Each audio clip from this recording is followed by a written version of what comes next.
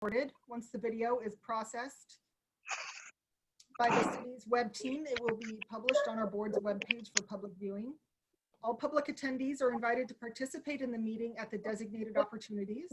If you would like to make a comment or ask a question, use the raise hand function on Zoom to indicate so, and it will unmute your microphone. You can also use the chat feature at any time or submit a question. All right, any questions out there? Nope. All right, welcome. Let's see, we have some new members. Konnette Etheridge from Highland and Beatrice Kahn, who's from the Mayor's Youth Advisory Board. Welcome to your first meeting. Thank you. Let's see, we do have some visitors with us. Mark Loveless, hello, can you introduce yourself? Hi, I'm Dr. Loveless. I'm an infectious disease specialist and also communicable disease and public health, and doing work on communicable disease and public health. I'm here to talk about COVID-19. All right, and Rob Zoeller. Hello, I'm Rob. I'm an associate planner in the planning division, and I'm here to give an update on the state rulemaking process as it applies to the Housing Options Project. All right, are there any other visitors or attendees we don't know? Okay, welcome. And if you just could remember to mute yourselves unless you have a question. I see a lot of unmuted microphones there, so I could go in and do it for you, but go ahead and mute yourself if you would. And I don't see any questions or anything so far. Okay, so the first item on our agenda is a mini open house for board recruitment. What does our board do? We need to talk about the overview of our board, the purpose and mission of our board, and what future and current projects we are, and answer any questions. So I said I would do the introduction, and you can all read what's on the website about our purpose and our core, and that's the sort of thing that applicants are going to see. But I wanted to talk about what it's meant to me now that I've been on the board for a while. And it's just allowed me to touch base and really connect with so many other parts of the city. I want to know everything that happens in our city. I want to know everything that goes on and all the people. And we've heard some amazing presentations, and I've got to personally connect with quite a few people within Beaverton. And then when things come up, as they always do, I feel like I can go to the city and introduce myself and have a say and have a connection. And that's touched every aspect of my life in Beaverton and my kids' school and my job and my husband's job. And it's been an amazingly positive experience. So that's what I get out of BCCI, and I hope I can stay here forever. Are there any questions or any personal stories anybody wants to tell about what being on the board has meant?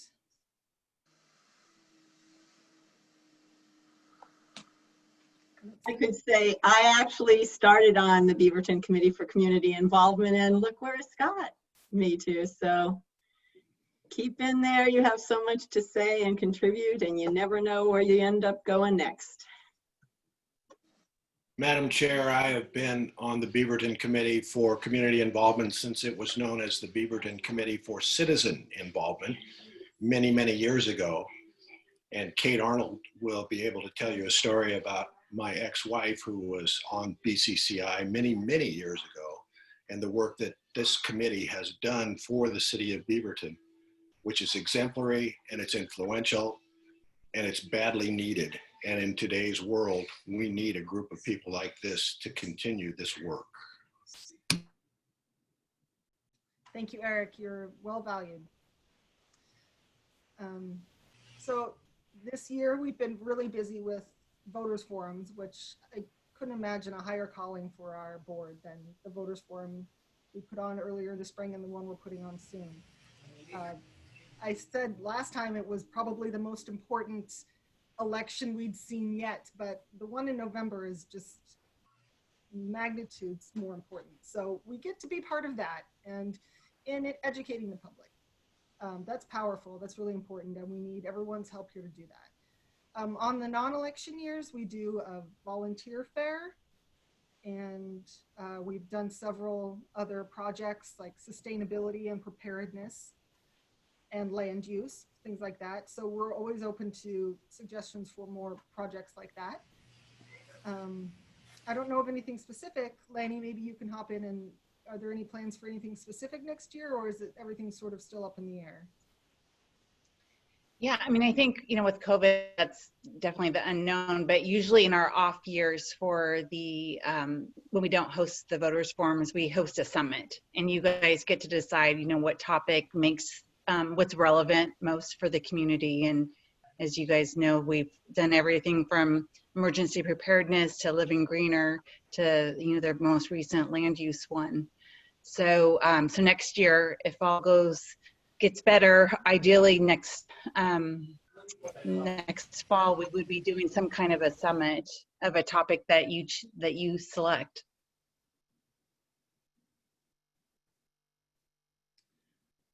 Okay, so all of this is to say, please go back to your NACs and everybody your checker at the grocery store, and tell them about this opportunity, and let's get their voices at the table. Any questions about that? Lani, could you tell us when the due dates for applications are? Sorry, Sure, yeah, it's October 1st. So it's just this Thursday. And if you know anyone that's interested, we have an open house, open hours tomorrow, on Wednesday from 3 to 4. And all that information is on our website where you can log in on Zoom. And we've got other board members there to kind of share their experience. And you've got Francisca there to talk about, all the different details that you need to know. And so we just really encourage anyone that's interested to go in and apply. Everyone gets interviewed for their board that they apply for. And it's a great opportunity. So, I did send out an email template to all of you last week. And I think at this point, given that September was such a crazy month with so many things thrown at us unexpectedly, on top of, the pandemic, I think we're really relying on leveraging everyone's personal networks, and that's where you can be the most helpful. So if you could look at that email template that I sent out and think about, is there anyone that comes to mind, share that, send it out, send it to your list, take a portion of it, post it on your Facebook page if you'd like. And if you need any other kinds of marketing images for me or ideas, I'm happy to talk offline and work with you on that. All right, any questions about that? Anything else? Okay, now I'll hand it over to Rob for an update on the Housing Options Project.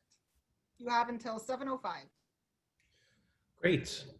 So I am here because I heard there were questions about the state rulemaking process, so I can share what I've learned. And I did put together a pretty quick presentation this evening that I can hopefully walk us through really fast.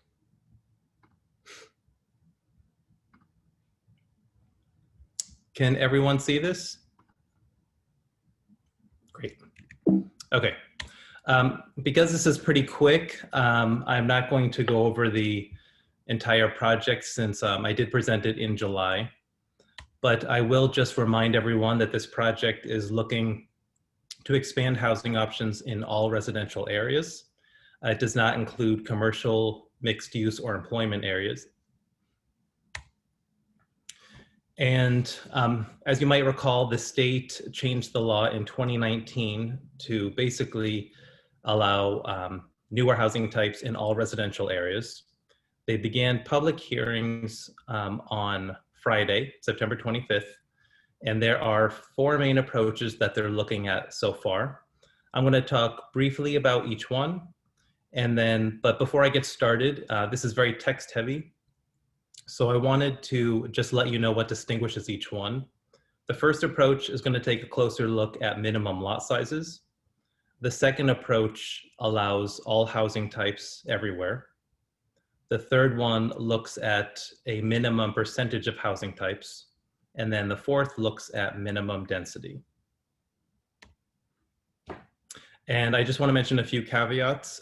These are in draft form, and the public hearings will be open until November, so they can change. I would expect them to change. The staff, including myself and the project team, still needs to conduct some technical analysis. We're also doing some racial equity work and meeting with counselors in October for some direction. And as I mentioned, the process is expected to wrap in mid-November, but we've heard if they're still working out details, that might go into December. So this is the first approach. And what's really driving it is minimum lot size. So for detached single family homes, duplexes, triplexes, and quadplexes, they're generally looking at the same lot size for all of these housing types. So if you're in an R7 zone, then a 7,000 square foot lot would be required for a single family home and a triplex, for example. There are exceptions for higher density zones where, such as R1, R2, and R4, where they'd allow you to keep 5,000 square feet as a minimum lot size for triplexes, 7,000 for quadplexes. For parking, they are suggesting 1 off-street parking space per unit. And it might be smaller, that might be a smaller number on smaller lots. An example would be a triplex might allow 2 parking spaces on very small lots. A general theme you'll see in these rules is that the development standards and approval process will be the same for all housing types. This includes detached single family homes. Currently, it is different. We generally don't have design review for single family homes. The state is saying we should consider all of these housing types the same. They're also saying that density standards would not apply to plexes. And for minimum lot sizes for townhouses, we're looking at 1,500 square feet, 1 off-street parking space per unit. And cottage clusters is kind of its own beast, but it's most closely related to quadplexes with a few exceptions. Now, a second option is the model code. Basically, if a city did not have a project such as the Housing Options Project, and they don't have the staff or the time to do this, they could just adopt this model code exactly as it is. And because it is a model code, it is far more prescriptive and there's less flexibility. This basically would allow all housing on all lots everywhere. And in terms of parking, there would be no requirements for duplexes. For triplexes and quadplexes, it's 1 to 2 parking spaces per development. I would keep in mind that development means the entire building, not per unit. So that's 1 to 2 parking spaces for the building.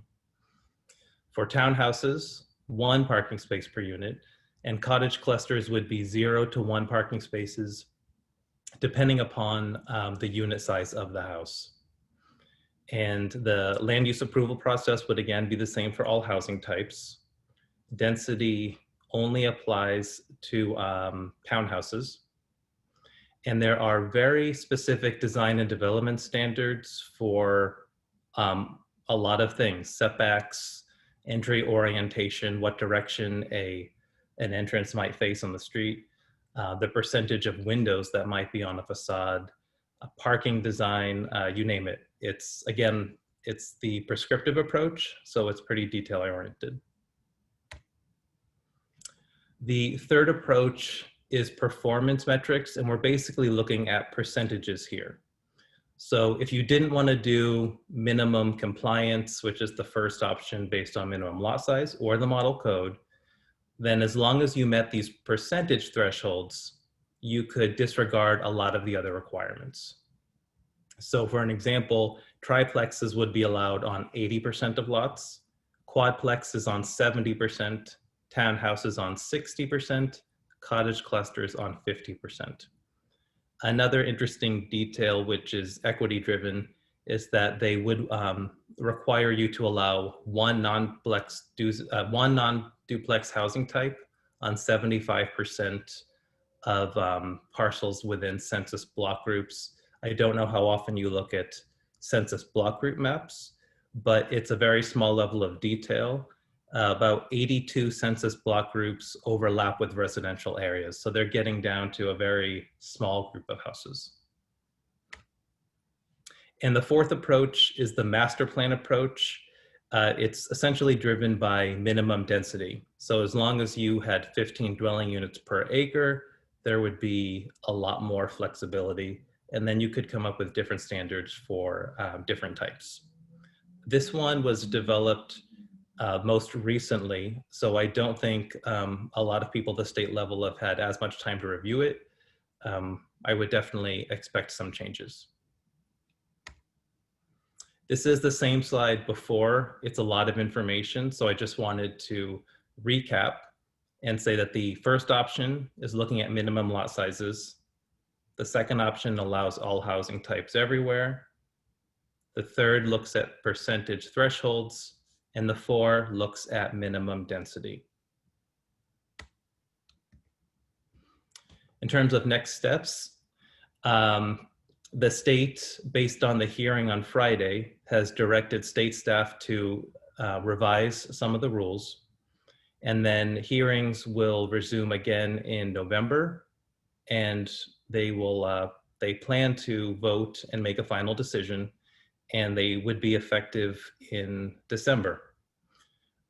Cities have until June 2022 to decide if they want to develop their own code or adopt the model code. And if you make no decision by June 2022, the model code just kicks in and it's automatic. And these are just a few additional sources if you're interested in following the process. So that's all I have for the state rulemaking process. I know it's a lot of information, but I'm happy to go back to each approach or answer what I might know based on the draft rules they've released so far.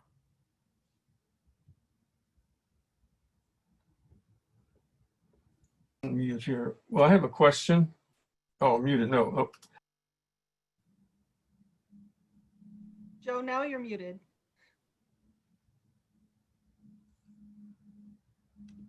Joe, we can't hear you.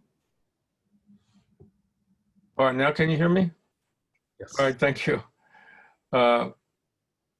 Parking. I noticed that there was some limited parking. It seems to me that if you're going to have an apartment, probably should be one parking place per apartment, but that doesn't look like what, and one of the options doesn't look like that's the case. Is that correct? Correct. Parking is strictly regulated in a lot of these options, and sometimes it is less than one space per unit. The state has conducted a feasibility analysis on what's more likely to be built based on parking requirements. And that's basically what's informing their decisions. That information is available on their website. If people are interested in reading about it, I could send a link to a PDF. It is listed in the sources, but there's a year of technical analysis and it might take you a while to find. So if people are interested in the parking memo, I can send a follow-up email after this presentation. Yeah, that would be good. It seems to me that I would say, my guess is, I may be wrong, maybe 80%, 90% of people are going to be in an apartment are going to have a car. So they're going to have to park at some place. And so I think that should be something to be looked at pretty carefully, I would think. Yeah, that's what I've heard. There's been significant debate on the parking requirements for each approach. Okay, that's all I got. Okay, we have a question from Frosty. And Yes. anyone else with a question, go ahead and raise your hand. Yeah, what impact does this have on current homeowners and their lots? Are there going to be pressure to have them build something on their lot, or if someone chooses to tear down their house and build smaller, maybe more than one duplex or something on their lot? Does that what impact will that have on the neighborhood, and is there a review process or permit process for that? So I heard a few different questions. I think the first question is, can the state require someone to do something with their property? If I understand that correctly. I mean, it's essentially up to a property owner still what they want to do. So if you just want to stay in your house for the next 40 years and not do anything, that's your right. But if you sold the house and a new homeowner moved in, then what they build could be different. And that includes your next door neighbor. So I'm trying to think, the second question was, oh, review process. The general guidance we're hearing is that the review process should be the same for all housing types. So in that respect, it could be up to a city to decide if they want to review all houses, or do they want to streamline a process and make it easier to build all. The key is consistency. That's what we're hearing. Same review process for the housing types. Yeah, Rob, I'm thinking about the Meadow Way situation and where the impact on neighbors and property values. Is there going to be any recourse for those folks? That's not something that would be discussed at this stage. I haven't heard anything about property values or recourse, but I'm sure that will come up. If I find anything in their technical analysis about that, I will share it. Thank you. Rob, do we have any idea how Beaverton stacks up with any of these guidelines? Do you mean what we currently allow? Oh, you're muted. Where we are as far as appropriate density, I guess. Well, I mean, we would be under the density. This would be more density across the board for all of the options. It would be different based on each zone, but this entire process is really going to challenge how cities think of density, because there are a lot of exceptions to density. It pretty much, I don't know, it's interesting. It says we have density standards, but then for certain housing types, density doesn't apply. So things are going to look pretty different. But one thing we are going to do, and we've been waiting until the state rulemaking process concludes, but we are going to work with an economic consultant on figuring out what capacity could we actually expect, and what potential displacement issues there might be for certain neighborhoods. What we've seen in other cities sometimes is that this happened in Minneapolis. Not many other cities are doing this, but it happened in Minneapolis recently. And it looked like a radical change. It is a radical change, but they're just not getting the building permits.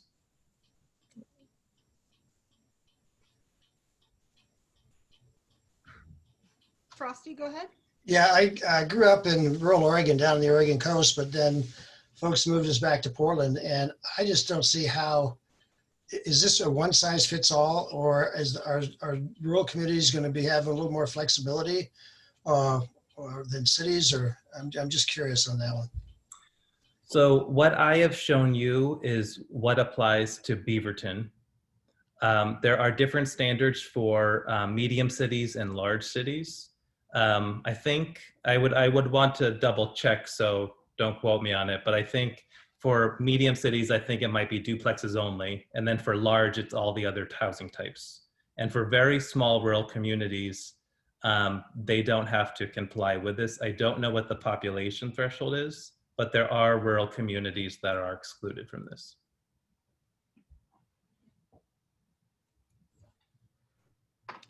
Okay, any other questions or comments? Good job, Rob. Keep us updated. Thanks. You're welcome. All right, anything else, Rob? Not on my end. I can share this presentation and a link to the parking memo if people are interested in reading about that. And if you have any more questions, let me know. I expect there might be a lot of changes through October, but by late November, we'll have clarity. Okay, a few more questions just popped up. Karen, I see you there. And then Just would like to have a written copy of this somehow. Rob, if you send that to me, I'll get this out to the full board. Sure. Okay, go ahead, Gary.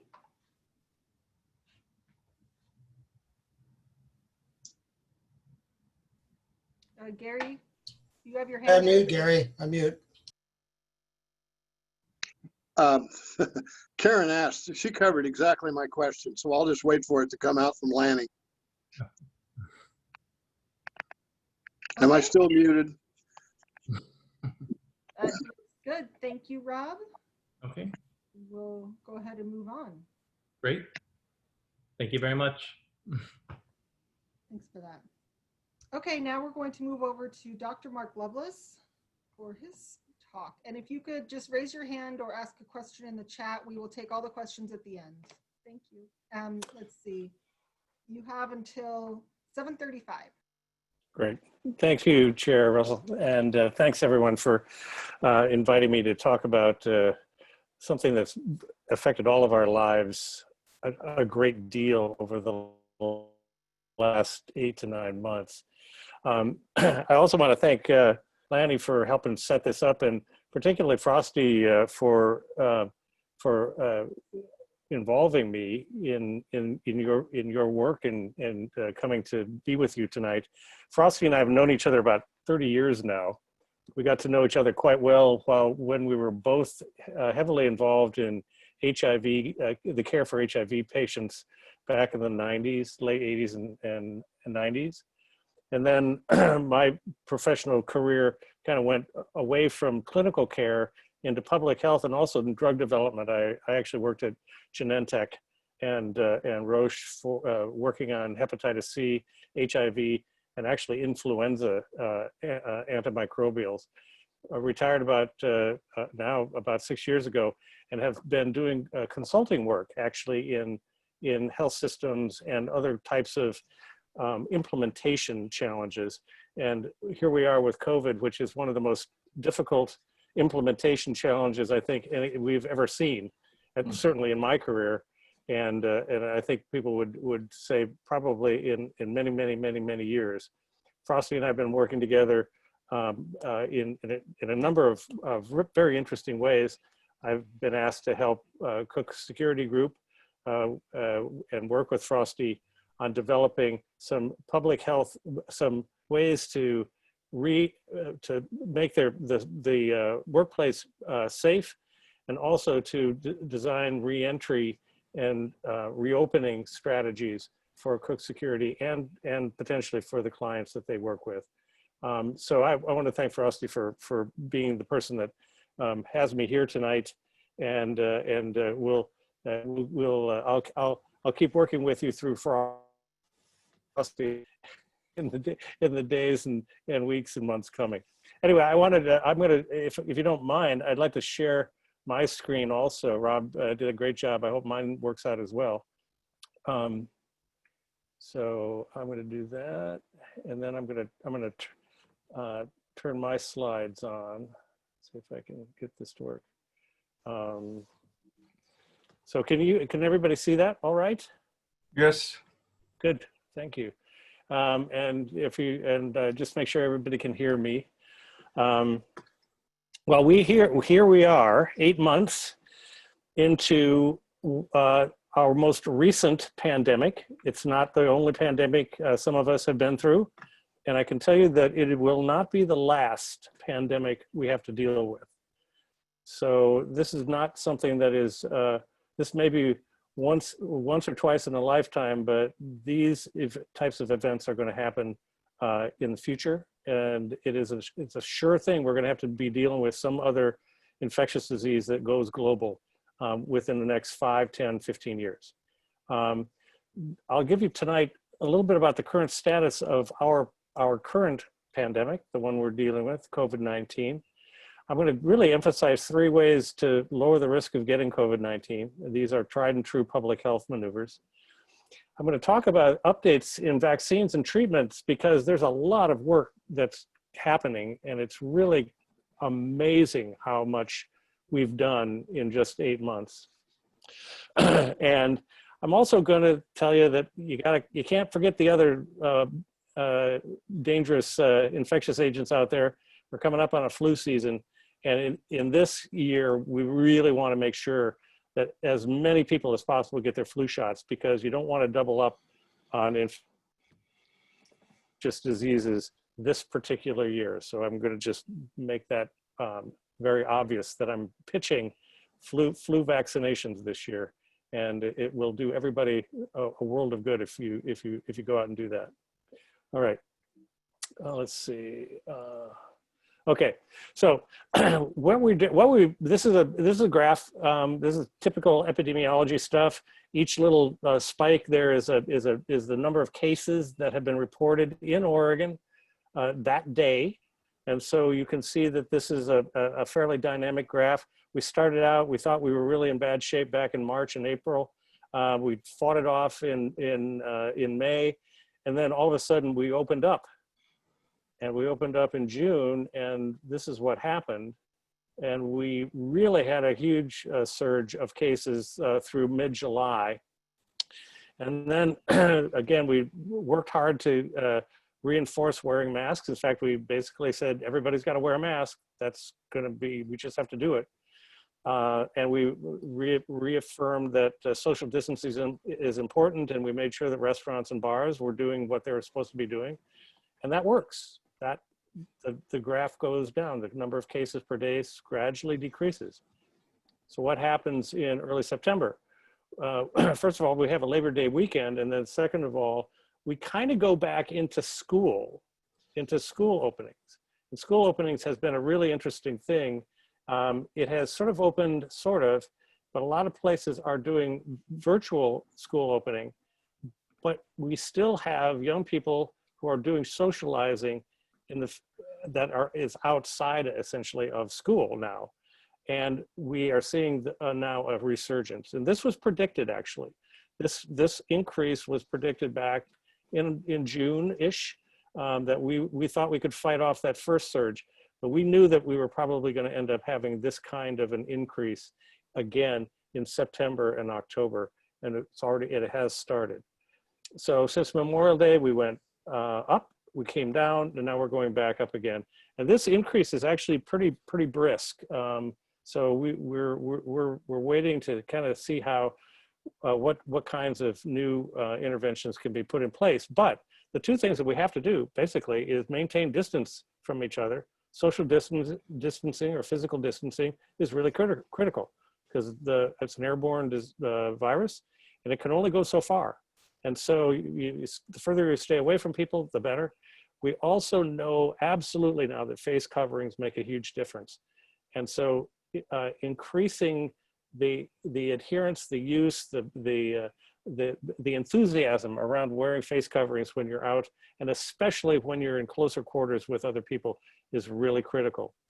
And again, each increase has been associated, increase of cases, has been associated with kind of a loosening of these two activities among groups who want to socialize. Currently now, it looks like it's young people between the ages of 15 and 30. It was in the age group of late 20s to 30s to early 40s back in June, and it was really associated with increased use, activities in bars and restaurants. And so those are the two areas where we really see a consistent theme. What we need to do is, again, we got to push the curve back down. And this curve has been remarkably resilient in showing us what we need to do. And I'm going to just put a few little arrows here. If we try to open up before the curve is low enough, it doesn't work. It has to be, we have to really shove the number of infected people in the community, the number of people who are potentially transmitting the virus. We have to shove that number way down in order for us to really have a chance to reopen without these big surges happening. And that number has been consistent. We don't know exactly what that number is, but it's sort of what New York City and New York State did because they pushed the number way down to somewhere around 1 case per 100,000. And we're not even close to that. We're at about 70 cases per 100,000 in Oregon right now. So we don't really have that, and we're not anywhere near that green arrow in order to really make that, make this, for us to really go back to what is essentially business and life as normal. We are, the dark red is really not good. The red is pretty not good. Yellow is sort of on the fence, and green is good. And we can see that in the United States, essentially everywhere, except for a few states, we are in a position where we are not ready to really adequately reopen, and especially we're not ready to kind of go back to business as normal. There are a few states that are doing well. There's actually only 3 of them, and that number has shrunk over the last 3 or 4 weeks. There are several states that are doing okay. We're one of them. We're probably not, I would say we're headed to red status here in the next week or 2. And then the rest of the states are really struggling with containing the new cases and getting this virus under control. So I want to emphasize a couple things. This is prevention in 3 acts. The first act is wash your hands. And I'll say that again, wash your hands. Just wash your hands. You have to wash your hands a lot. It's really important. And it's really important. It's maybe not quite as important for COVID, but it's really, really important for influenza. So we have to do that. We have to wash our hands more frequently. We have to stay apart. The little matchsticks are in honor of Frosty. Frosty, I found this little graphic and Frosty loved it, so I keep it in here. This is Frosty's matchstick diagram. It basically said if you catch COVID, which is kind of like the flame on the matchstick, and that flame gets into a tightly clustered group, like a nursing home or any kind of social gathering, a big party or a wedding where everybody kind of says, oh, I know everybody here, they must be okay, I'm not going to wear a mask.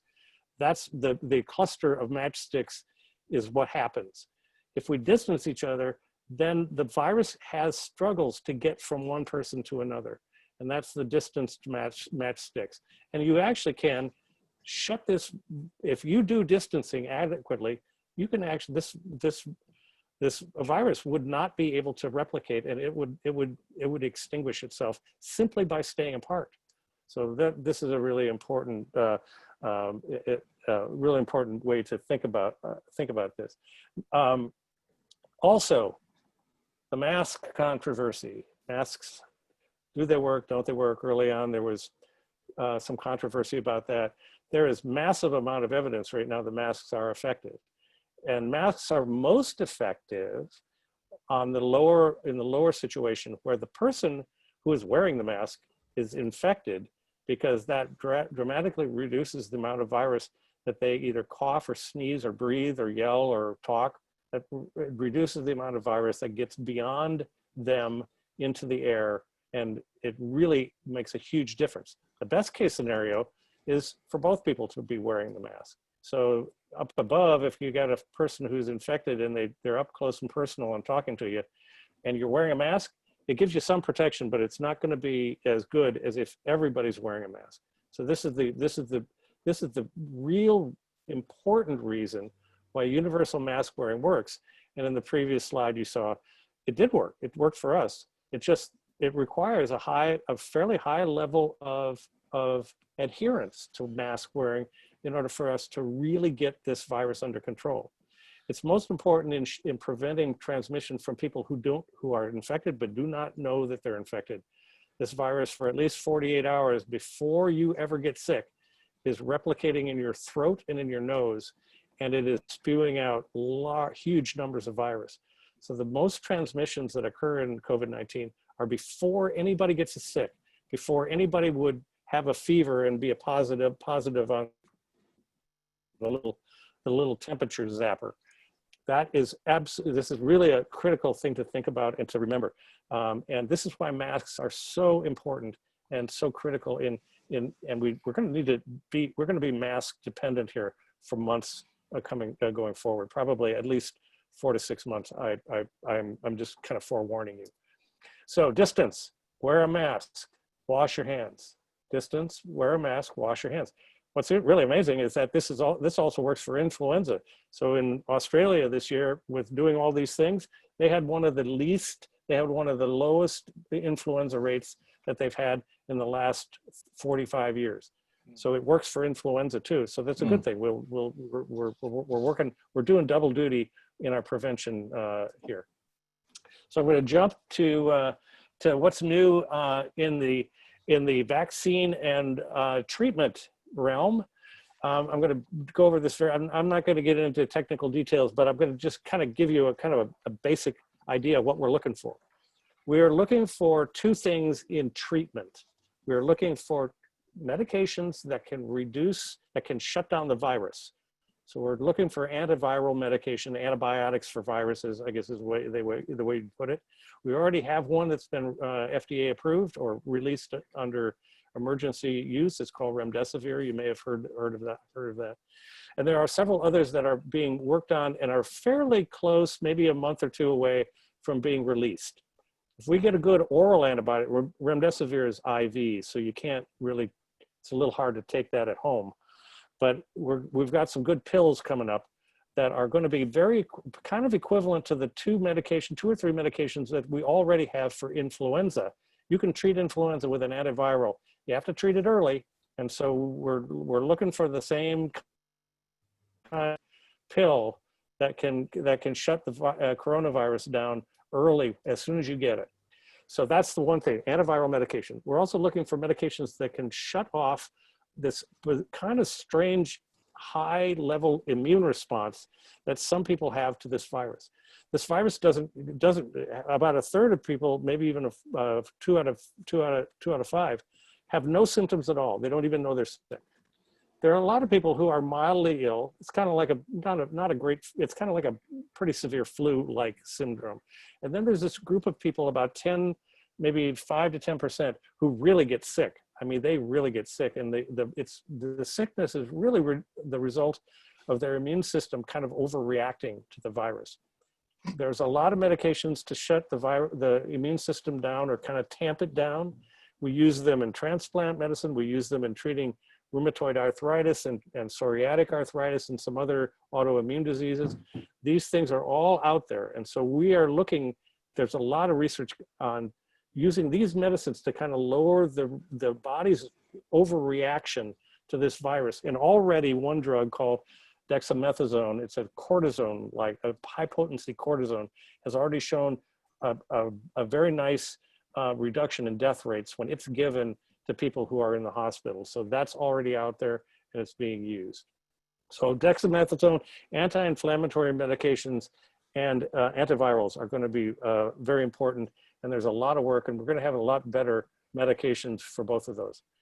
We have amazing work being done on vaccines. Right now, there's already 5 vaccines that are not only approved, not in the US, in China and Russia, and actually in the United Arab Emirates, actually, weirdly enough.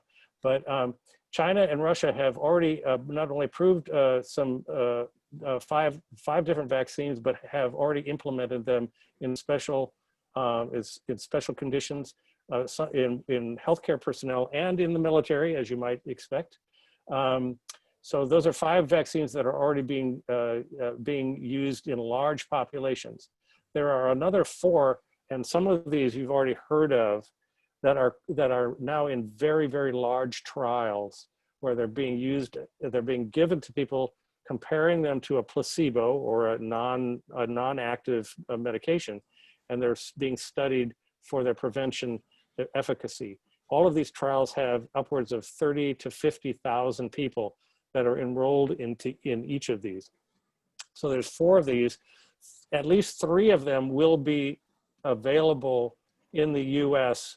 And our prediction is that probably as early as very late October, early November, we're going to have some of the data that we have on safety and efficacy that will allow the FDA to do at least one of these, maybe more, give it an emergency use authorization. Now that doesn't mean that we're all going to be able to go to the doctor and get a coronavirus vaccine, because the amount of vaccine that's needed to give the entire population is huge. They're going to be used primarily to vaccinate first responders, healthcare providers, and other critical personnel that are oftentimes exposed to COVID-19.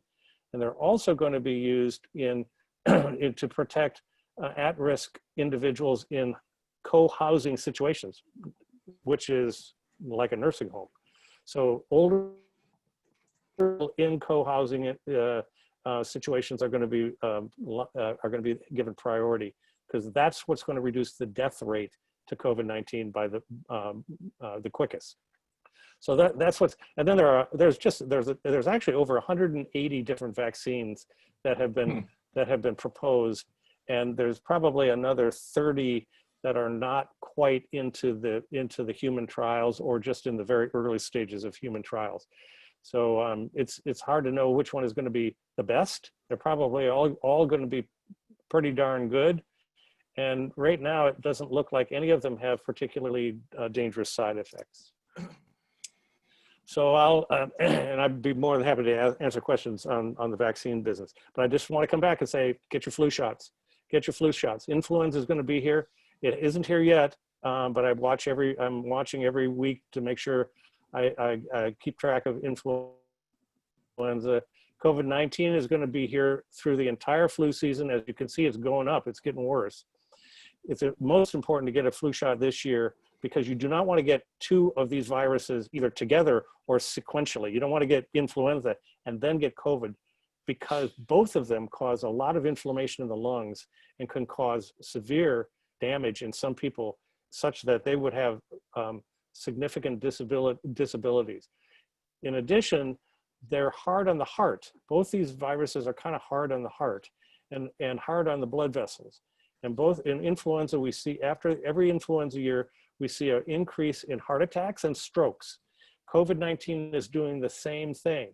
So if you get these two together, or you have them sequentially in the same year, you're putting a double strain on your heart and your blood vessels. And that is not good, especially for older folks. So this is really critical to do this. Again, social distancing, face mask, hand washing reduces the infection to both viruses. And I found that this is, see how they're kind of different. They're kind of the same. They're little balls with these spiky things on them. Both of these viruses are kind of built the same way. The little spikes attach to your cells, and then the virus goes into your cell and replicates itself. It's amazing. They look like they're cousins. But I want to leave you with this. This is a message from a group of folks back in 1919 who were in the midst of the influenza pandemic of 1919. It's estimated that in that pandemic, over 50 million people worldwide died. And the only thing they had was social distancing and mask wearing. That's all they had. And so they're showing you what works, because it did work for the pandemic, the influenza pandemic. And just want to let you know that the person on the far right there is wearing the sign that's really important. Wear a mask. But below that it says, or go to jail. And they were not messing around back then. They were not messing around. So this is, you got to take this seriously. They did back in the pandemic of 1918, 1919. And they knew how bad this could be. So wear a mask. We're not going to put you in jail. But you should do it because it's the right thing to do. You're protecting each other. And that's what we all want to do. That's the best kind of public health, is when the entire public is helping each other stay safe. Anyway, that's all I have. So I'd love to take some questions and hear your comments. What are your thoughts about all this? All right, Gary, did you have a question, or was that from last time?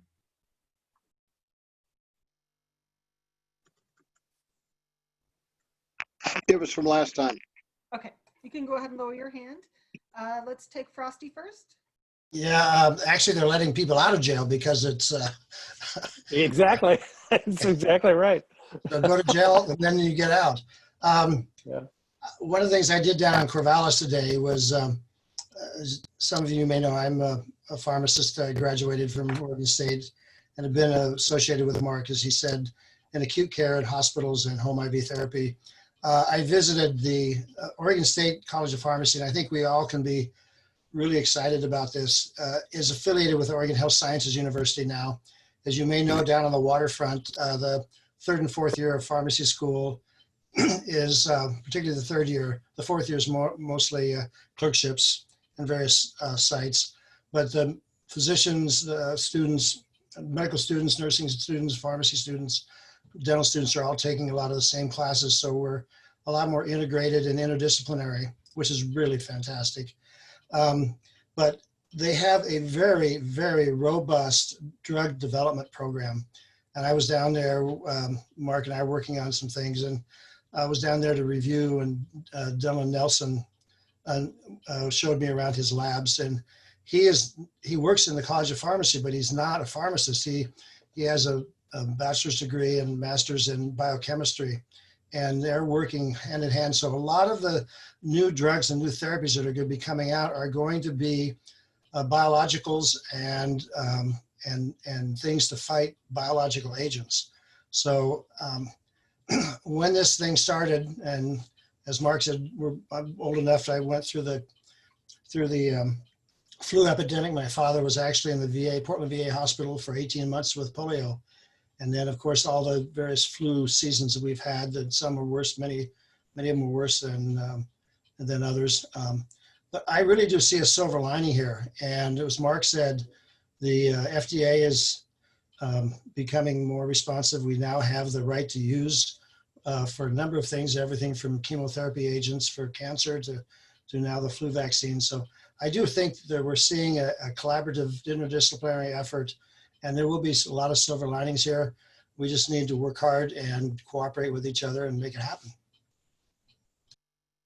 Thanks, Frosty. All right, go ahead, Kate, you're next. Yeah, I have a couple of things. I read a study, I think the CDC did recently, was fairly small, like 750 people or something, but the net result was that it suggested that people were twice as likely to catch COVID if they had gone to a restaurant. And then I'm also reading about in restaurants like that, the particles, there's not just the small ones or large ones, there's a whole spectrum of size and how far they go and how many you need to get. Yeah, we don't know how many it takes for it to actually take hold, but there sounds to be a lot of concern about places where, like restaurants, where you're not wearing masks and where there's stagnant air or recycled air that doesn't bring fresh air in. What do we know about that so far, and what do we do when we start closing the windows in the wintertime? Yeah, no, this is Kate, this is a great question and a real dilemma, because we need restaurants and bars as part of our community life, and they're critical for businesses, for cities to have available. It is true that distance does work. There is a chance, but it seems to be a very small chance, and you'd have to be in a where these tiny little particles that can float in the air. They're called aerosols. They get diluted by air, and this is why also that it's important to have air exchange. So good ventilation, good movement of air, a turnover of air, and actually air that comes in from the outside is really, really important. But it's possible that a person could get infected being more than 6 feet away, but it's highly unlikely, and that's not where the majority of infections occur. The majority of infections would not occur if you're sitting at a bar, is not going to occur 2 bar stools down. It's going to be the people that are right next to you. And this has been shown time and time again in transmission clusters. It's the people who are up close and personal to a person who's transmitting the virus. So is there a totally safe distance? Well, I think 20 or 30 feet away is probably totally safe. And this is not as, this virus is not as infectious as measles. We know that if a person has measles, and they're in a closed space, those aerosols, it only takes one viral particle in the aerosol to infect another person. It's the most highly contagious virus there is. This is nowhere near the measles category. And so we have to, I think it's important to just understand that the distance is good, and the more distance is better, but you can get too far apart, and then it's so somewhere. That's why it's picked 6 months or 6 weeks is, or 6 feet is sort of that place where you go any further and you're kind of so far away that you're not really near anybody and you can't interact. So there's this sort of sweet spot, and it's about 6 feet away. Actually, most infections occur between individuals who are about 3 feet or less apart. And so it's mostly the larger particles that most of them will actually eventually over a period of several minutes to about 10 to 15 minutes, they fall to the floor, they kind of sink. So it is there's a lot of stuff out there about distance and how far is enough. And what we know is that a combination of distance, certainly being outside because you got air circulating, but inside, the more air circulation that you can get, you don't want to have air inside a building. You don't want to have like an air conditioner that's blowing air across individuals, because if somebody sits next to the air conditioner, then you're essentially helping the virus. You're sort of giving the virus a boost. And so air circulation that goes up is really what's important. And not every place has that. That's a challenge, and it's something that we're gonna have to be careful about that. I think again, the masks make all the difference, though. If you have a person who's sick and they come in and they're wearing a mask, you can stay pretty close to them and you're not going to get sick. You're not going to get infected. So it's not 100%, but it's 99, 95%. The study shows it's about 95 to 98% protected. If you're wearing a mask and you're sick, that people will not get, you won't transmit to somebody else. If they're both wearing masks and distancing. And if they're both wearing masks and distancing, the protection effect is even greater.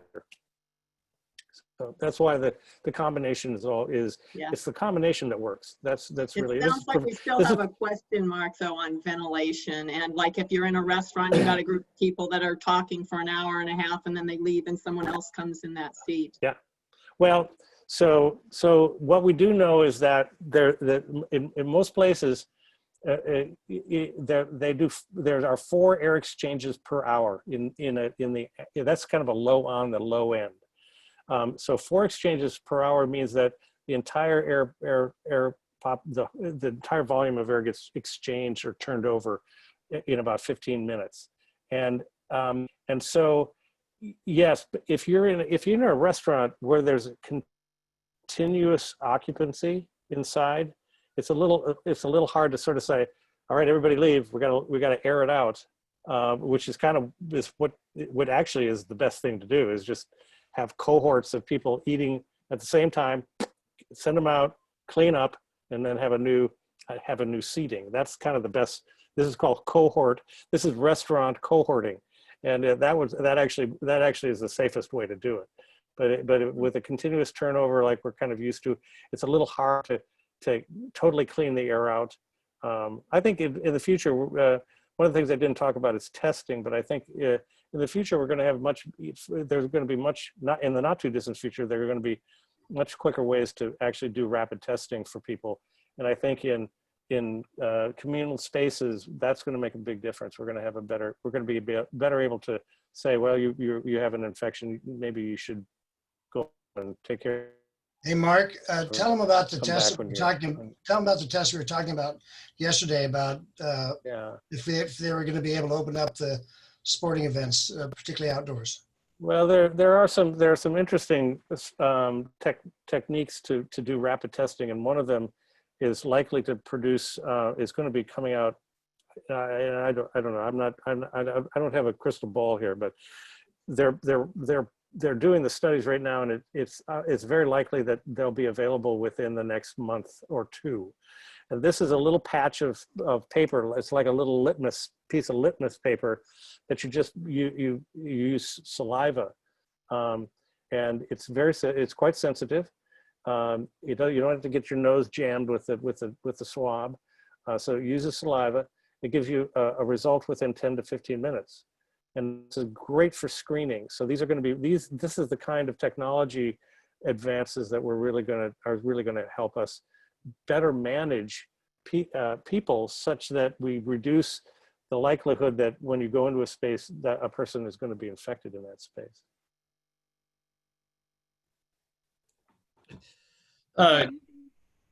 Dr. Loveless. Go ahead, Eric. Thank you. Sorry, Ellen. Appreciate the good information. Question for you about the different vaccines. So you showed us the numbers, and there's quite a few of them, and you know, we assume some portion of those will get through all the trials and be approved. Now, are these are these sort of similar flavors on the same thing, or are they very different? And then I guess if so, how do they decide which ones are going to be used? Great question. So they decide which ones are going to get used by which ones work and are safe. So there are different types. So there are two major ones. One is they're trying to jam a little bit of coronavirus into another virus, and then have that virus infect you, but only be able to infect you one. It's called limited replication. Basically, it doesn't catch. It infects you a little bit, but then it dies off. And so that way you end up getting a coronavirus vaccine but delivered by another virus. Kind of weird, kind of creepy, but it really works. And then there's a second approach, which is actually taking little bits of the genetic material from the virus and kind of putting that into you. And that little piece of genetic material is not DNA, so it doesn't mess with your own genetics, but it goes into your cells, and it actually starts to make protein inside your own cells that are similar to the coronavirus, and that means that your body then can recognize coronavirus. So it produces antibodies. So these are two separate ways of doing this. The Moderna vaccine that you've heard about, the one that's kind of gotten a lot of press, is an mRNA. It's an RNA virus, the first time we've ever done this. And so they're being pretty cautious about these new technologies. But I think they're all going to end up having high levels, relatively high levels of effectiveness. The thing, Eric, just to add to your question, maybe that we don't know. We think that each of these vaccines is going to be able to produce antibodies and probably other types of immune protection. The problem is we don't know how long that protection lasts in us, because we're not sure that a vaccine is going to give us 1 year of protection, or 5 years, or 30 years, like yellow fever vaccine. It's highly unlikely it would be that kind of protection, or measles vaccine. So it's likely we're going to have be boosted with this, but it's really critical. We need to get people immune, and we need to have as big a population that gets immune. There's a little quote: vaccines don't prevent infections, vaccinations prevent infections. So if there's a vaccine out there that's really good, but nobody uses it, it's not going to help. So one of the things we're going to have to do is really try to help people feel better about getting vaccinated. And I think that's something that's still a challenge in the United States. We still have a lot of people who are very, very uncomfortable with that. And so we're going to have to figure out how to make it worth their while to get vaccinated against this virus. Thank you. Okay, Eric Schmidt, go ahead. Yeah, you can't fix stupid, Dr. Loveless. That's all I can say. I'm going to defer. Yeah, I'm going to defer to my friend from West Slope, Terry. I have a question since you reinforced the importance of masks. I see an awful lot of them advertised on the web. You get on the web and there's, you know, Stark's vacuum, everybody's making. Would you distinguish different types of masks? I mean, the homemade mask, we've got the N95s that we're not supposed to buy because they're necessary PPE for our medical professionals. What is the status of masks in your opinion, and what are we to do since we're going to be in this for a long run? The most important and most effective mask is one that you can wear comfortably for at least an hour or two. So the material is, except for certain types of synthetics, the material doesn't make that much difference. It's actually being able to comfortably wear a mask. And the masks that don't allow you to breathe easily are not very good because you can't keep them on. So it turns out that the best combination of protection is to use a kind of use a cotton fabric that's soft and pliable and has like, what are the 600 point, you know, the kind of fine fabric cotton. Two layers or three, but 2 layers is pretty good, is enough. And then make sure that it covers the nose and covers down to where my beard is, below the beard. So you want to cover that, and then have it not have too many holes around it so that the air is kind of going out the sides. And yes, and so the N95s are unnecessary. They're not necessary for protection in the community. They don't add that much protection, and they're very, I don't know, has anybody worn an N95? They're not pleasant. After about 15 or 20 minutes, they are not pleasant to wear. So they kind of break the rule of, if it's not wearable, it's not useful. So a wearable mask that is comfortable. But here's the thing, it doesn't work to have the mask down here, right? It has to be up here. Why is that?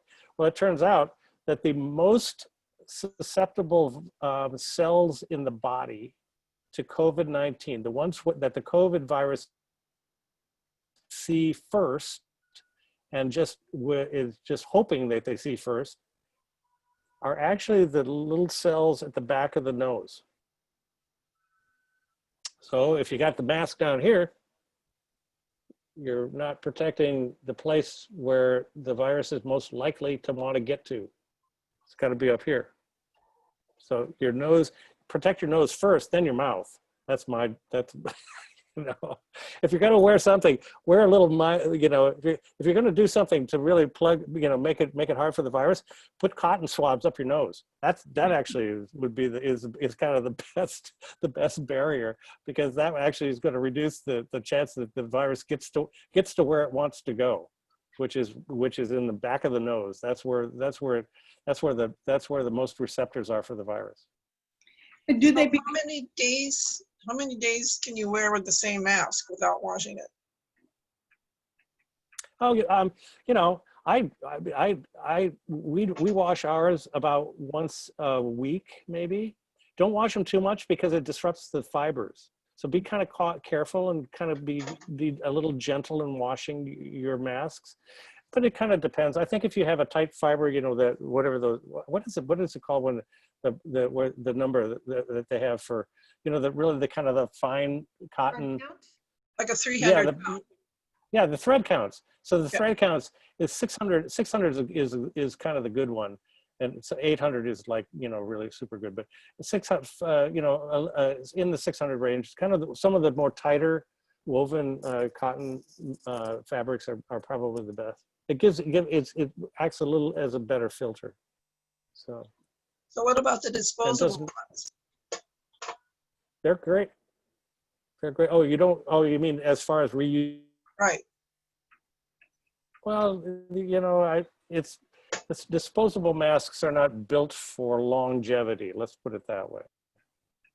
So you could wear a disposable mask if you're not wearing it a lot, you could wear it for a couple days, but then you're probably going to have to throw it away because you can't. It's very hard to clean a disposable mask. It just doesn't work very well. But you don't have to clean them every day that you use them? No. But what I would do, here's the thing I would do, is have your own mask. Don't share your masks. Mhm. That's been a problem in our house. Early on we were sharing masks, and I went, oh gee, this doesn't make any sense. So now we kind of have our own masks that we wear. So yeah, make your mask your own. And the homemade ones are every bit as good as the other ones, as long as they kind of get you. They need to have a little bit of a wire or some kind of thing that kind of forms to the nose, because you want to get it down on the cheeks here. So that's the most important thing. It can't be kind of flopping around, because otherwise you lose some of the protection, because air can slide into the side from the side, or slide out if you're infected. It's sliding out, it's going out from the side. Okay, Sharon, last question. Hi, Terry and I had a little bit of a Vulcan mind meld there about the masks, which I'll ask my kind of other question off of that. But one thing that I wanted to mention is that, I don't know if you're familiar with Dr. Joe Gilhooly. I've heard of him. I'm not too. So he and I worked at OHSU for 31 years in the NICU, and it became a joke that dexamethasone and prone positioning were the two things that people were saying, if I get COVID, send me to the NICU. But here's my question. Yeah, exactly. Oh yeah, exactly. Good. Yeah, here's my excellent. question. We're relearning what we knew. That's exactly right. So my question is, there are things called gaiters that people have been wearing and have gotten some bad press because they actually kind of increase the aerosolization because of how they're made. Is that in fact true? And also the filters that can be put into those masks, are those a benefit as well? So filters, so there are little filters that, the inside filters in the masks? The filters that go in between the, that adds a layer, so that's actually beneficial. It turns out that the best one to put in there is a coffee filter. I heard that, yeah. So, but then how about well, gaiters is sort of the equivalent of wearing a bandana. Right. And bandanas are kind of on the low end of the protection. If you're going to wear something, if you're not going to, if it's a bandana or a gaiter or nothing, then wear your gaiter. Right. Okay. So I'm just saying, if that's all you're going to tolerate, then do it. Please do it. So it's again, this is not so much about the composition of the material. It's about covering your face, and so that's the thing. So Sharon, I like that you know, it's interesting. Sharon brings up what we're learning. Oftentimes in medicine, we learn what works, and it turns out that it was a big revelation when they were in COVID, that people who are on ventilators, that somebody just said, "Hey, listen, I think if we turn these people on their tummies, they're going to breathe easier." Yeah. Sure enough, that's a standard practice in the ICU. When people are on the ventilator, and it makes a big difference. So it's like, yeah, the little ones have taught us how to do this, and dexamethasone, as you said, reducing the inflammation really makes a big difference in this. So dexamethasone and prone positioning is standard treatment now in the ICU for COVID-19 patients on a ventilator. Yes, thank you. We met a long time ago, but that was way far back. It's good to see you again. All right, any other questions? Go ahead and put them in the chat or email, and we will get them to Dr. Loveless. Thank you so much for your time. Thank you all for putting up with this. This is there's a lot of information out there. Oh, we really appreciate it. Thank you so much, and thank you to Frosty for helping us put that together. Again, we can still take questions. We just can't answer them in this meeting, or we'll be here all night. I totally understand. Okay, we're going to forego doing the minutes because we don't actually have a recorder right now. So we're not going to vote on those. And Lani will put together just the highlights for us to vote on next month. So we can go ahead and move to the city update. And you have 10 minutes, Kate. I'm sorry, council update. Thank you. Okay. A few things with we're getting ready to hire an interim city manager. We need to hire them. We're planning to hire the person in November. We've had 12 people so far apply, so that's looking pretty good. We're also doing some work to look at getting the word out. I think the voters forum is a place too that's going to include some information about the new city manager form, is what at least was a plan as far as getting information out. And let's see what else. That's kind of the high level summary of the interim city manager. The other things we have going on that are in front of us that are huge issues. One is the what we're doing about looking at police reform, looking at how we deal internally with racism and racial bias. And we had a consultant that did 4 sessions with groups and brought away some major points for us to look at. We discussed it at the council meeting before, not was last week, but the week before. I don't know, I didn't hear clearly. I don't think we have a clear next steps yet. We had some ideas of what we might do. There's a lot of talk, you probably keep hearing about 8 Can't Wait, the initiative for these measures to have, that are supposedly the most important ones that will help prevent violence, escalation into violence between police and community members. And we had a report where ATRAC is going to look at it. It gets really complicated because it's not really simple. So we just got a report from our police officers, and basically what they said was that we are, if you look at the 8 Can't Wait, we are 94% of what's in it we are already doing. Parts of it are things that we may not want to do for a variety of reasons. One is an example of that you have to announce that before you shoot that you're going to shoot, and that's not always possible. So there's a few things like that. Again, the Human Rights Advisory Commission is going to have a pretty robust discussion about it at their next meeting. That can also be viewed online. So if you want more information about that, that's coming. And again, I know all of the council, we want to do what we can. We hope that we can look in our community and hopefully come up with things that will improve things for our community.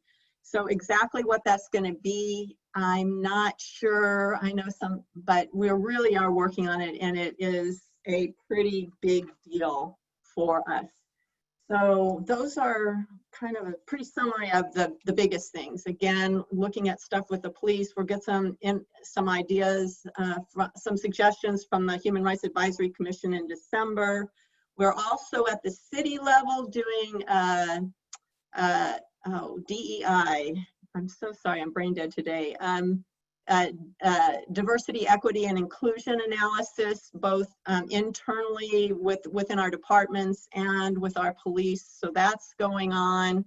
Again, we're trying to decide our next steps of how to involve the community. I'm hoping that the next phase isn't just more listening, but it would actually be a group of people who are looking at things we might actually want to look at changing. But we're still trying to decide as a council exactly what our next steps will be. So hopefully I'll have more news for you on that next month. And again, it's tough, you know. I mean, I wouldn't want to go back into the Martin Luther King days, but I mean, there are some things that are easy to change, like, not segregation, not allowing people of color into restaurants or bathrooms or whatever. We don't have those types of things. They're not simple, but that doesn't mean that it isn't an issue and that we don't want to continue our work to try to bring equality for all of our community members. So that's something, again, we're working on. And those are the biggest things. For some reason, I'm thinking I'm forgetting something, but those were the main things I want to cover. Does anyone have any questions? Frosty, go ahead. Kate, I hope we're also looking at how to keep our police safe. You just hit a nail on the head. I'm going to shoot, you're dead. Believe me, you don't have time. And there was a little video that went around the internet in an email, and you, with your little clicker, you could determine whether to shoot or not shoot. And most of the time, I ended up being dead because I wasn't quick enough. And so I also hope that we look at the accountability and responsibility citizens have when they're dealing with law enforcement, because they are sworn and have the authority to do the things that we have given them the authority to do. And then if we turn around and say, oh no, you don't have that now based on somebody else's opinion, and I encourage anybody who hasn't done the police academy to do that. And I think anybody at this level of volunteer, I really, and I know there's a number of you that have done it, it's really an eye opener. And these, and then the last thing, I hear in the news, I don't even trust the news anymore, but I hear everybody's complaining about police brutality, but I want to know what actually has been happening in Beaverton. Have we had that much, and what are the incidences, and how do they get resolved? So is that something that we need to put together, where you have a citizens group that evaluates complaints and holds maybe the complainant responsible or accountable as potentially as well as possibly the police? I have a nephew who's a police officer in Hillsborough, and he's a great kid, and he wants to help people and protect people. He's the last person that would, and he's also in Air Force. He's an MP in the Air Force as well. And he was in Iraq for 2 years. And then I have my good pharmacy friend whose son is a police officer in Southeast Portland. And believe me, he's probably going to move to Idaho or Utah. It is getting so bad down there. There's no respect whatsoever. And so we need to hold our citizens accountable at the same time for doing the things that they're supposed to be doing as well, and not putting our police in danger. There's been more police killed than police killing, especially lately. So you as the city council and the mayors who are supervising these folks have that same responsibility to protect our police as they have to protect us. And yeah, and that is part of why some of these policies aren't completely adopted, because they take you to a level of where it doesn't make sense because it could be too dangerous. So the few exceptions we have are those types of things. And then if somebody's complaining, have them go to the police academy or do a ride along and then see what they have to put up with. Yeah, so yeah, we'll see. And we have talked about, we'll see where it goes as far as having a community group that reviews complaints. We don't have a whole lot. I think we had, 2 or 3 in the past. Then who reviews that? Does the city council review that, or? No, right now it goes through.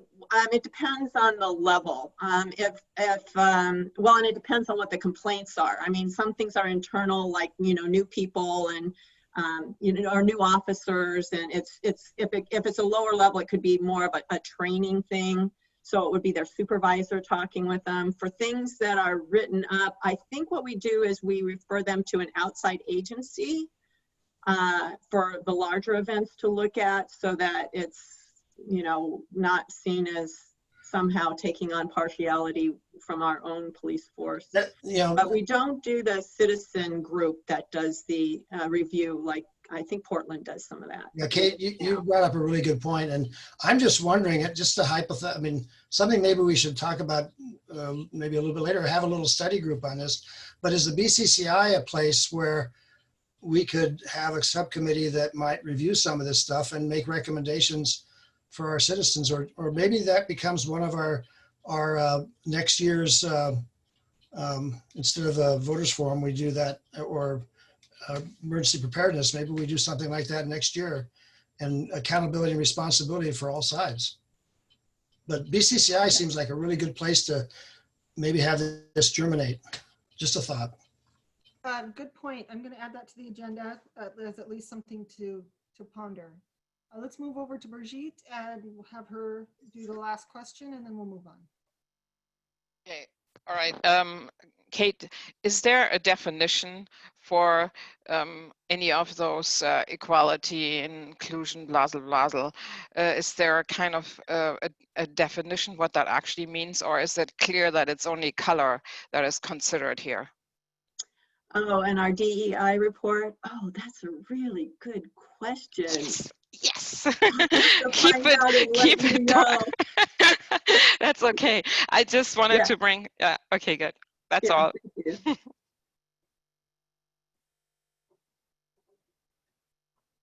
I know for a fact it covers gender and race and sexual orientation and all that stuff. I mean, it's in the state laws. We have to deal that with pharmacy and medicine, healthcare, as I'm sure some of the Sharon knows too, from her work at OHSU and me. Well, what I can do is, if you guys are interested, I could have our human resources department head send some information about our definition of what that is and a little bit about what we're doing internally to look at this. So that sounds good. Okay. Okay, any other questions for Kate? Might have to take care of them offline. Nope. Thank you. Perfect. We're perfectly on time. Okay, let's move into subcommittee updates. Travis had to leave the committee, unfortunately. He had to move to Tigard. And we did not have any grants to vote on, so there are no updates for the matching grant subcommittee. Actually, Ellen, could I have Birgit talk about the one that we're working on now? Is that okay for her to do that? Sure, you've got 3 minutes. Promote it. Birgit, do you want to promote your pet walk? the virtual pet walk activity? Yeah, it's I talked to Miles because he forgot to put it in on Friday in the NAC list, and so he's going to put it in on this Friday. There's a little bit confusion of the Facebook side because the NACs are not all listed. He's working on that as well. I'm trying to follow up with him as well. And it's actually going now, right? So you can register on the website. I can put that in the chat in a moment.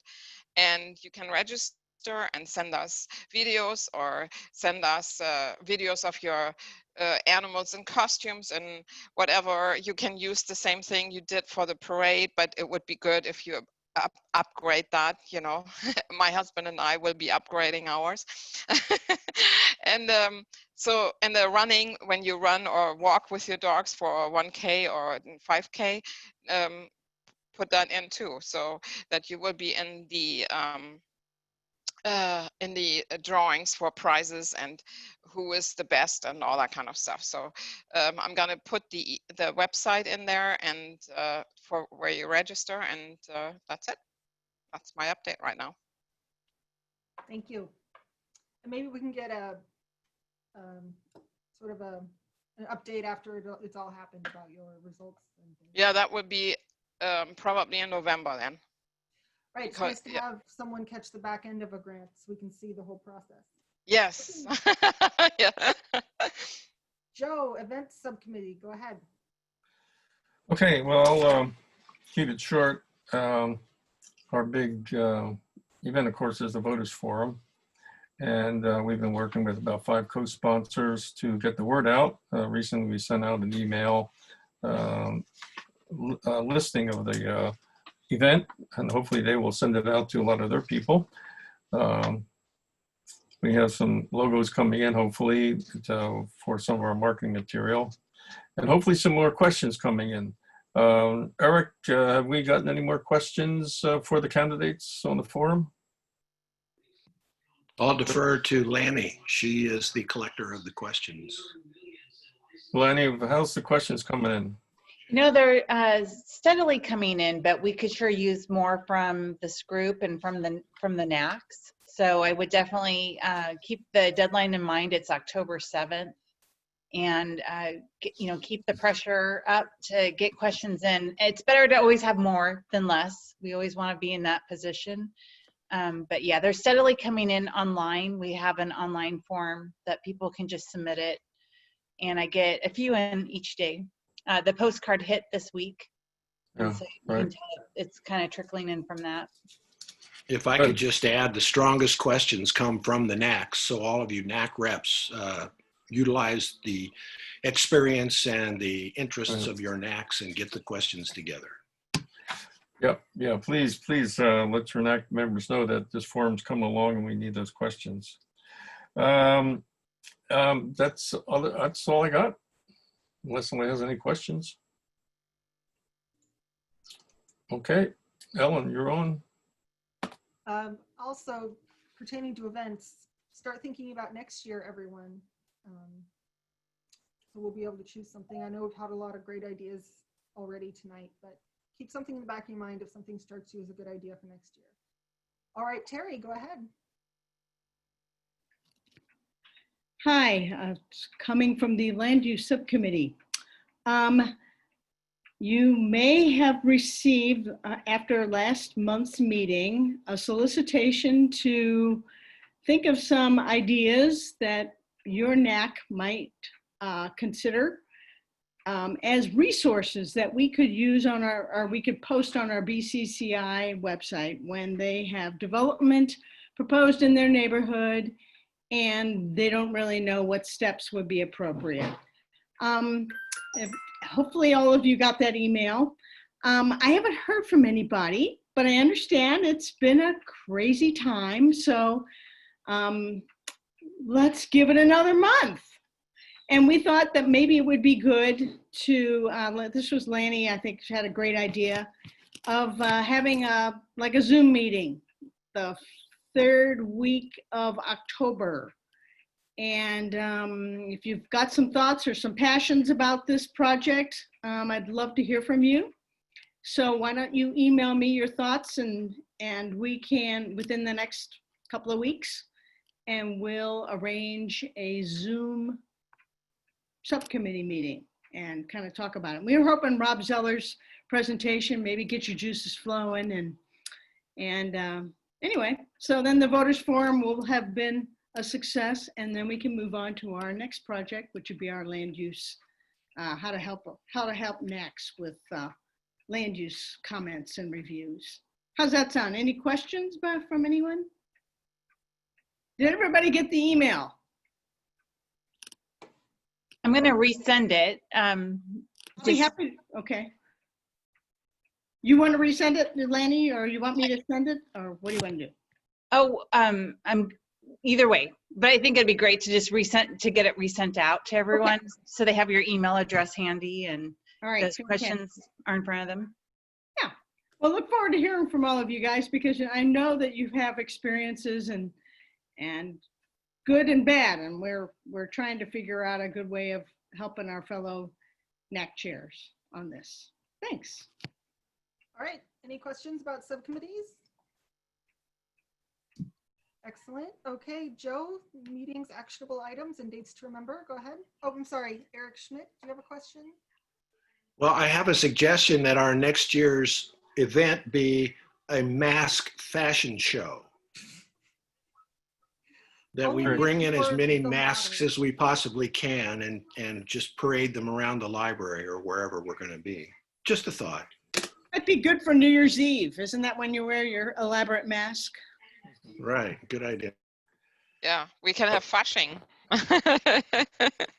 Oh, and Lani, I forgot the city update. I'm so sorry. Yeah, I was going to say Lani needs an update here. Great. Yeah, and I can make it pretty brief because Councilor Arnold covered a lot of the things I was going to mention. But I did want to give you a few resources that she highlighted when she talked about the community listening sessions and the the racial equity consultant that presented in front of City Council. We have all that information is on our website, along with the schedule, and just especially for all of you NAC representatives, I know you get asked questions. It's just nice to know that you can go to one landing place, and it's at beavertonoregon.gov, be heard. And it has everything, and also it has the information about the Human Rights Advisory Commission's schedule, and so that you can have those dates handy as well. And then when she referenced the city charter and the hiring of the city manager, you know, the interim city manager is underway, and we are keeping all the details posted online as well, and that's at beavertonoregon.gov charter. And it keeps, you know, all the details that are related to the charter change, and any updates that we think that the community would want to know, should know, will be included on that webpage. And then the other thing to add is that obviously the interim person would be hired, but then, you know, starting next year, you know, we do start hiring for the full-time person. So, and with that will be more of a community engagement process involved with that. So stay tuned, and also be checking that webpage out for the details on that, since we know that's a huge change in how we're functioning as government, and we want you to be aware and involved whenever possible. And then just from a few housekeeping items, from my perspective, we emailed you the voters forum, an email version that you could send out to your networks. And so I hope that's helpful. If you need another format or you need other images, would you please just email me what would be helpful?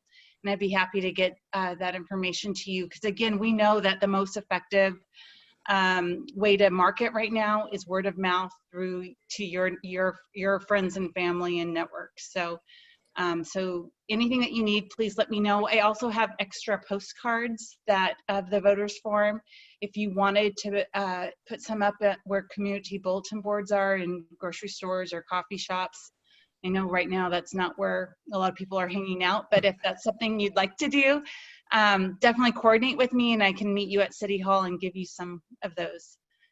And I think lastly, I'll email you an updated roster of our board. You know, obviously we're really excited to have Konnette and Beatrice on board, but we want you to take a look at your contact information. Has anything changed?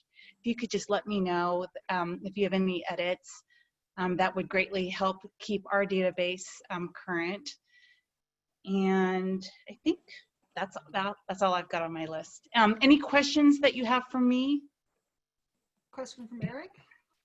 Yeah, I have one comment, Lani. Our voters forum has been so successful that King City is going to replicate it on Wednesday. And they're using basically our format, and they're also using our moderators. So I don't know how that's going to go, but we've done some good work, and it's being noticed by other cities in Washington County. So congratulations to all of you. Great. Yeah. Sounds like our moderator needs a raise. All right, Birgit, go ahead. He could use a bottle. He could use a bottle of wine. Oh, I can get you that for sure, Eric.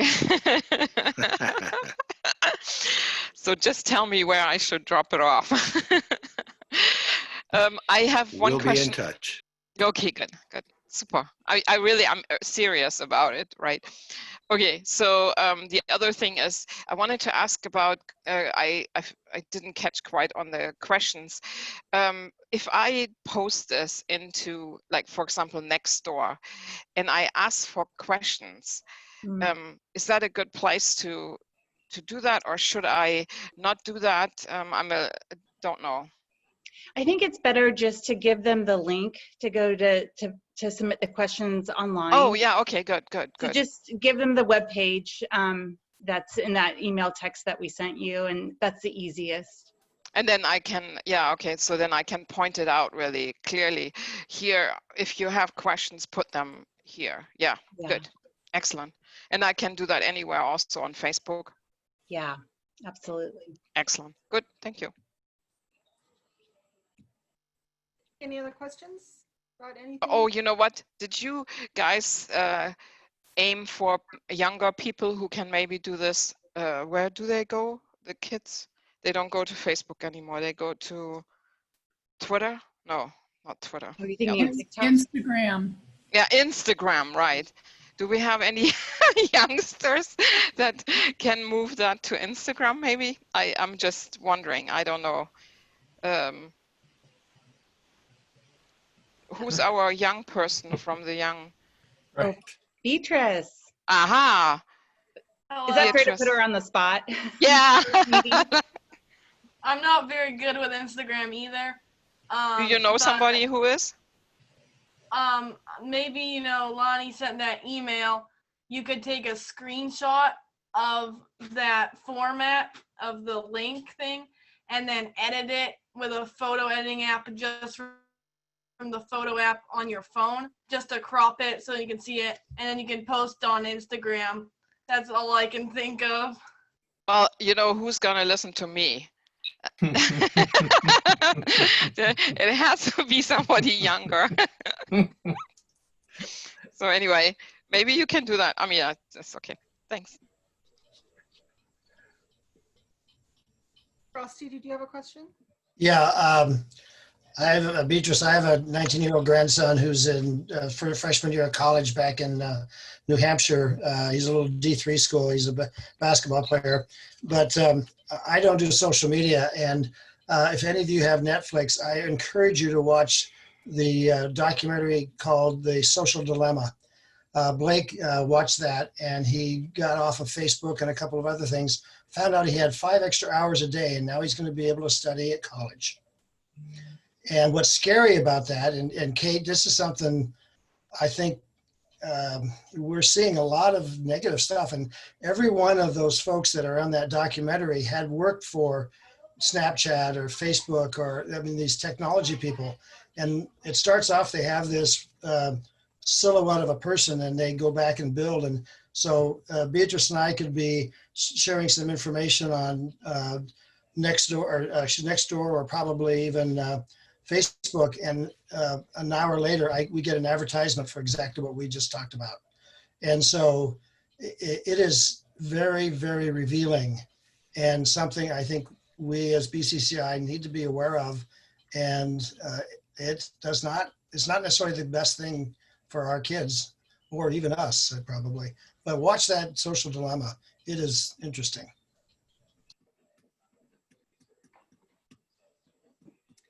Okay, anything else before we move on to actionable items? Okay, go ahead, Joe. Okay, October 1st, deadline for boards and commission applications. So if you know anybody who might be interested in volunteering, October 1st is the deadline. Of course, October 7th is the deadline for the questions for the Voters Forum. So keep that coming. On the housing option project, there'll be a deadline sometime in November for feedback. So if you want to get your words in, you have at least a month and a half to do that. And Dr. Loveless is continuing to encourage us to wash our hands, stay 6 feet apart, wear masks, and also make sure you get your flu shot. So I think that's about it, unless anybody else. Yeah, Joe, if anybody has any more questions for Dr. Loveless, Lani, have them send them to me and I'll make sure you get back to you guys. Okay, good. That's all I got, Ellen. Can't think of anything else. Sharon. Do you, since we skipped minutes, if we have corrections, should we just send them directly to Lani? Yeah, send them to Lani. Thank you. All right, I put some links in the chat about Be Heard and the charter. So take a look at those. You can also find the diversity, equity, and inclusion plan in there on the first link near the bottom. If you have any questions about that. Anything else, ladies and gentlemen? Watch the Oh, don't wait, forget. Eric, you have?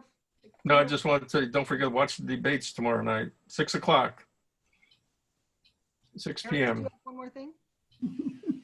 I just wanted to say goodbye. Stay safe. Stay safe, indeed. Stay 6 feet apart. Vote. Yeah. And vote. And register for virtual pets. Right.